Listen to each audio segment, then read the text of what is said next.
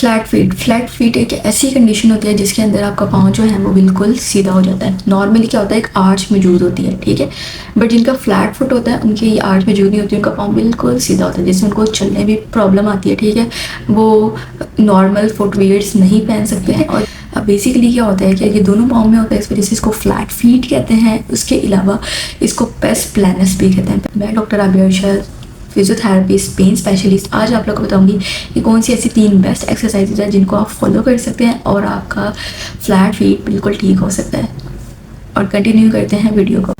Flexible flat feet एक ऐसी condition होती है जो बेसिकली वेट बेरिंग होने के बाद आती है। क्या होता है कि जैसे ही पर्सन बैठा हुआ होता है और वो खड़े होने की तरफ आता है तो वो अपना पाँव ज़मीन पर रखता है, उसका फुट जो है वो बिल्कुल फ्लैट यूं होने की बजाय वो बिल्कुल यूं हो जाता है, ये बिल्कुल फ्लैट हो जाता है। फ्लैट होने की वजह से उसको पेन आती है जैसे ही वो वेट बेरिंग करता है, और जब वो चलता है तो उसका पेन जो है वो ज़्यादा हो जाता है। ये इंट्रिंसिक मसल्स ऑफ सोल की वीकनेस की वजह से होता है, ठीक है।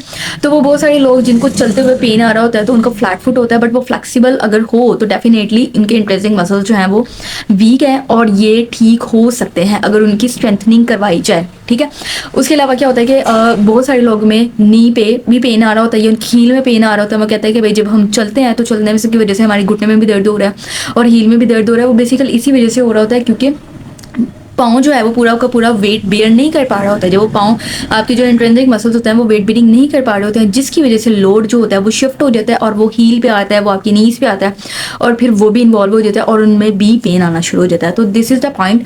और जिनका रिजिड होता है तो रिजिड में क्या होता है, वो स्ट्रक्चरल चेंजेस होती हैं, ठीक है। उनका स्ट्रक्चर ये ऐसा होता है जिसकी वजह से उनका फ्लैट फुट रहता है। वो बेसिकली बैठे हों, वो खड़े हों, वो रेस्ट कर रहे हों, किसी भी पॉइंट पे उनको पेन आता है क्योंकि उनकी स्ट्रक्चरल चेंजेस कोई भी होती हैं, ठीक है।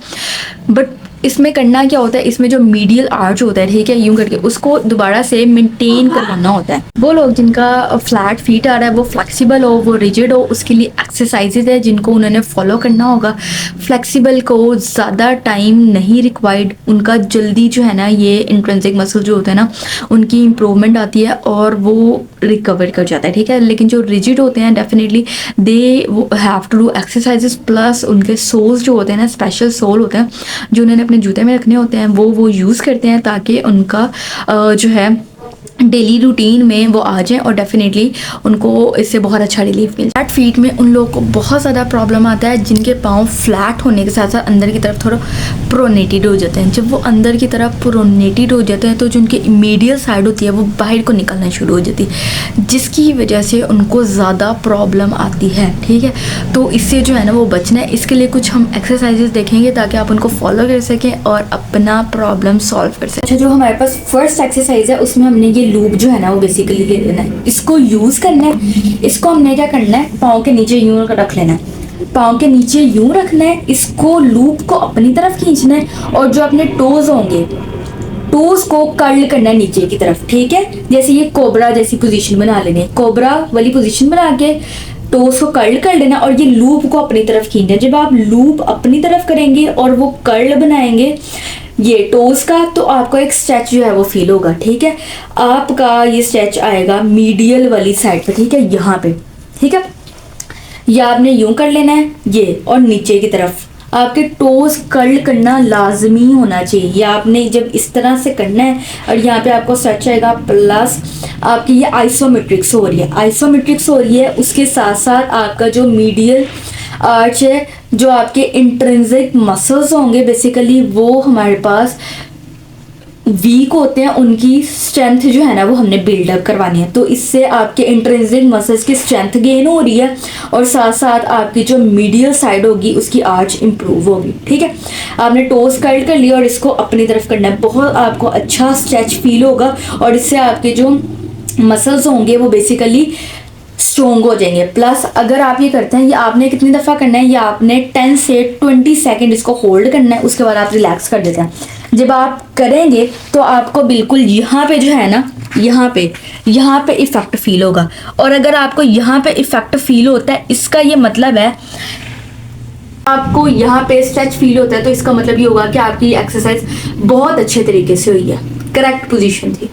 बाद सेकंड एक्सरसाइज आएगी, उसमें आप लोगों ने क्या करना है, बिल्कुल सीधा लेट जाना है। लेटने के बाद अपनी लेग्स बेंड कर लें और अपने पाँव से आपने चादर जैसे इकट्ठी करते हैं वो करनी है।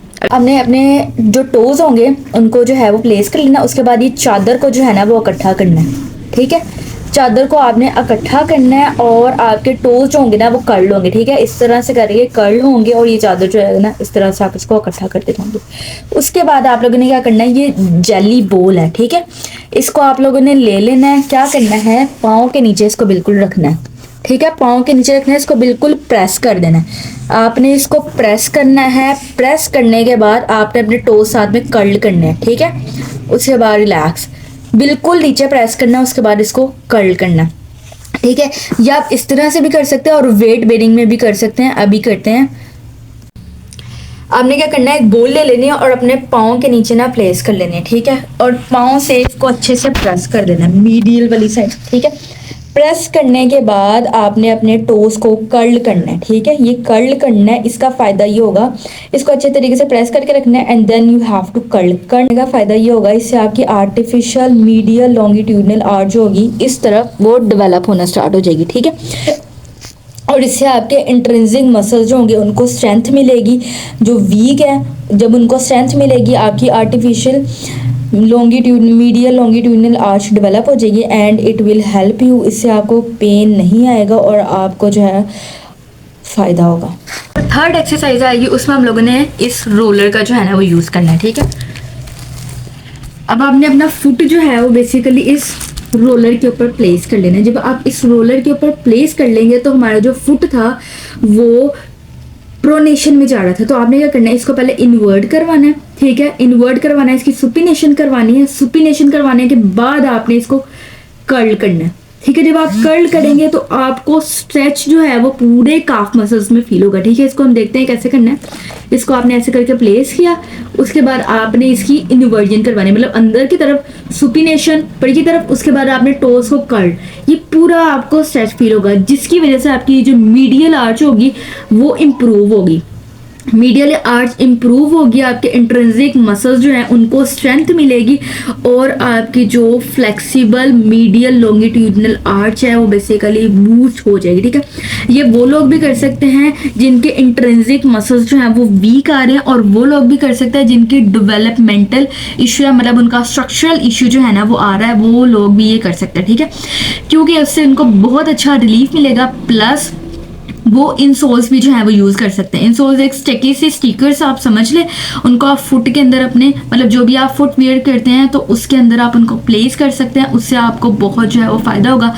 कम से कम उनकी जो वेट बेरिंग होगी वो ठीक होगी और उसकी वजह से कंपनसेटरी मैकेनिज्म डेवलप नहीं होगा कि उनके किसी और जॉइंट पे इफेक्ट हो, ठीक है। और उनका जो वेट होगा, जब वो पाँव जो है वो रखेंगे, वेट बेरिंग करेंगे, तो उनको पेन नहीं आएगा एंड कंपनसेशन मैकेनिज्म कोई भी डेवलप नहीं होगा और वो इजीली जो है ना वो चल सकते हैं और अपनी वर्किंग कर सकते हैं, उनका पेन ठीक हो जाएगा, ठीक है। एक दफ़ा इसको दोबारा से देख लेते हैं। आपने क्या करना है, जो प्रोनेशन थी उसमें नहीं लेके जाना, बल्कि आपने इसको यूं करना है, इन्वर्जन, सुपिनेशन और ये कर्ल, पूरा आपको स्ट्रेच फील होगा। इसके अलावा अगर आप लोग के कोई भी क्वेश्चंस आए तो आप लोग कमेंट सेक्शन में पूछ सकते हैं। आप लोग मुझे व्हाट्सएप पे कांटेक्ट कर सकते हैं, आप लोग मुझे मेल कर सकते हैं और मैं आप लोग के सारे क्वेश्चंस के आंसर करूँगी। उसके अलावा अगर आपने 101 कंसल्टेशन लेनी है, अगर आप ऑनलाइन कंसल्टेशन लेना चाहते हैं, फिजिकल अपॉइंटमेंट लेना चाहते हैं, तो जो आप लोग को डिटेल्स शो हो रही हैं आप इस पर कांटेक्ट कर सकते हैं और आप लोग अपनी अपॉइंटमेंट बुक कर सकते हैं एंड कोई भी प्रॉब्लम है आप मुझसे पूछ सकते हैं। और अगर आप लोग को ये वीडियो अच्छी लगी है तो आप लोग मेरे चैनल को सब्सक्राइब कर सकते हैं, वीडियो को लाइक कर सकते हैं और उन सब लोगों को शेयर कर सकते हैं जो सोचते हैं कि उनके फ्लैट फीट है और इसका कोई सोल्यूशन नहीं है, या वो बहुत ज़्यादा तंग है कि हमें क्या करना चाहिए। तो वो ये सारी एक्सरसाइज जिसको फॉलो कर सकते हैं ताकि उनका आर्टिफिशियली मीडियल और लॉन्गिट्यूडनल आर्च डेवलप हो जाए, और अगर डेवलपमेंटल है तब भी वो सारी चीज़ों को फॉलो कर सकते हैं ताकि उनका प्रॉब्लम सॉल्व हो जाए। मिलते हैं नेक्स्ट वीडियो में। अल्लाह हाफिज़।